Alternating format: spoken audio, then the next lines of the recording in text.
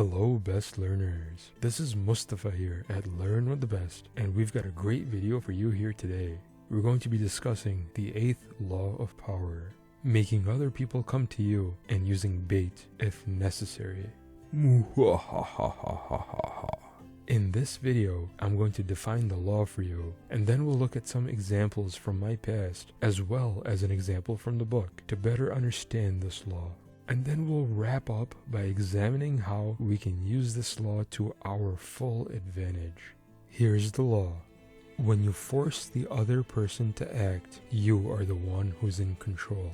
It's always better to make your target come to you, making them abandon their own plans in the process. Lure your target with fabulous gains, then attack. You hold the cards. So, once upon a time, when I was a kid, I was trying to become my own man. And at that time, I thought that becoming my own man meant that I had to abandon my family. So every time extended family would come over to our house, my mom would let me know and we'd all spend the day together. I started getting mad and telling my mom, hey mom, I don't want to spend any more time with family. I want to be my own man. But she didn't care, right? She would make me spend the day with them anyways. So finally, I think she got tired of me making a fuss every single time that the family would be coming over. So on one fateful day, she did not let me know that the family was coming to town. She just invited them over and they all had breakfast together, then they had lunch together, all while I was by myself in my room. So at that time, I was thinking, hey, what the heck, Mom? Why wasn't I invited to this family gathering? And then by the time that evening came around, I was feeling pretty lonely and sad. So then my mom came up to my room and asked me if I would like to have dinner with the family, and afterwards we could go out for some ice cream. I said yes. So do you see what my mom did there? She knew I would be feeling lonely, and she used bait in the form of ice cream. I didn't complain about family gatherings ever again. Now, let's look at an example from the book that Robert Greene has picked out for us. But before we do that, I want to shamelessly plug my course into the middle of this video, because that's what you're supposed to do as a YouTuber. If you want to transform yourself from a lamb to a lion, then check out my course pinned in the top comment below.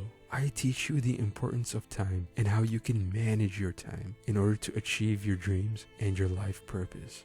Let's be honest here, the majority of the population are sheep, taking part in the 9-to-5 rat race of life, not enjoying their work and never fulfilling or even finding their life purpose. You go to work, you come home, you eat a pizza, you watch the newest TV show, and day by day, month by month, decade by decade, your life passes you by and you have never really achieved your goals in life. So let me be your sensei. I will give you the tools that you need for success. But keep in mind, this is not a magic pill, and it will require hard work on your part. You have to follow what I teach, and you have to put in the work on yourself. So if you're interested, then again, check out my course pinned in the top comment below. Okay, back to the video. Once upon a time, a couple hundred years ago, Napoleon was defeated and his empire had fallen. However, the common folk still loved and adored him. The new rulers of the empire had to figure out a way to rule the people, but they knew they wouldn't be able to do it if the people still wanted their beloved leader back. They had to figure out a way to completely and totally crush Napoleon. They couldn't do this by force, because if they were to simply have Napoleon killed, it would not sway public opinion in their favor. So instead, they brilliantly manipulated Napoleon's escape. They had a ship sent out with Napoleon's men to go and rescue their beloved leader from an island on which he was imprisoned. They pretended to have enemy ships in pursuit to make Napoleon think the rescue was real. And then after escaping, instead of just simply going into hiding, Napoleon marched on to Paris with a tiny army and retook the throne, just as the master manipulators knew that he would. Napoleon sat on the throne for 100 days before running out of money to run his empire, and the common folk finally turned against him. Now he was totally defeated and exiled to a place far, far away, and the new leaders could start fresh. Alright, now here's another example. So a while back, I was a part of a group of around 500 people who played an online war game. A single game of war could last months.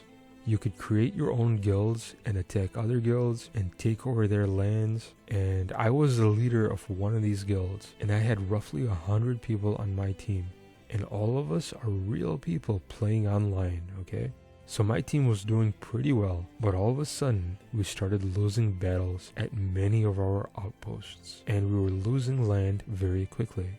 There was only one logical explanation for this. We had a spy in our group, and this spy was quite definitely supplying information to the leader of the biggest guild in the game. So I had to come up with a strategy fast. I knew that if I could defeat the leader of the largest guild, it would be a huge victory for my own guild, and we could even end up winning the whole war. So I sent out a message to all of my members, all 100 or so people. I told them that on one particular day, at a particular time, I would be leaving my castle completely unguarded because I was planning on taking land on another part of the map. I believed that if the spy would supply this information to the enemy leader, he would likely attack my castle himself, because if he were to defeat me completely in one fell swoop, it would increase his power by a lot. And I calculated correctly. At that exact time that I had said my army was going to take over the faraway land, the enemy leader attacked my castle. So not only had I not sent my army away, I had asked several of my top ranking members, whom I knew that I could trust, to send me their troops to help defend my castle. Now the enemy leader attacked my castle all on his own with all of his troops, only to find hundreds of thousands of troops defending my castle instead. My guild destroyed his army, and his entire strategy of having a spy in my guild backfired. Exactly one player left my guild that exact same day, and obviously that was the enemy spy. I doubt he ever had a spy in that game again. Okay, so now let me ask you a question, dear viewer. How would you hunt a bear? Would you go into the bear's den and try to wrestle it? No, that would be pretty dumb, right? Would you chase it down, shoot it, and risk it charging at you? No, you wouldn't do that either. What you would do is you would simply lay traps baited with honey. If you go about it this way, then you don't exhaust yourself and you don't risk your life chasing the bear. You just bait and wait for the bear to come looking for the honey while you relax and sip some tea. Alright, so in closing, what did we learn from all of the examples in this video? You must think before you act. If you have a particular goal in mind, then you have to think of all possible ways in achieving that goal. Most people are hamsters on a wheel. They can't think 2 steps ahead. So as wielders of the 48 laws of power, we are not like most people. It's easy to let emotion take over and release your inner chimp from its cage, but the right way is to think logically and strategize. Lay traps. Make your opponent come to you and use bait if necessary. Thank you for watching this video, and I hope that you learned something new.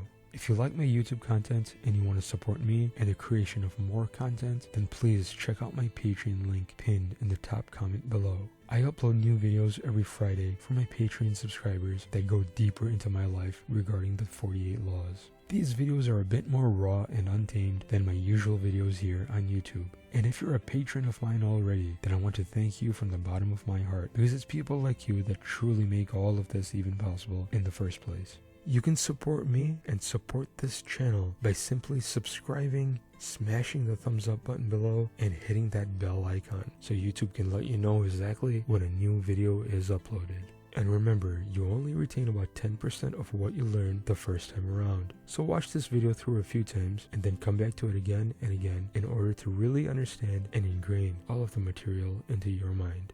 I'll see you next time for Robert Greene's 48 Laws of Power, Law number 9. Testing 1, 2, 3. What does a chicken say? A baka baka baka. What does a chicken say? A baka baka baka.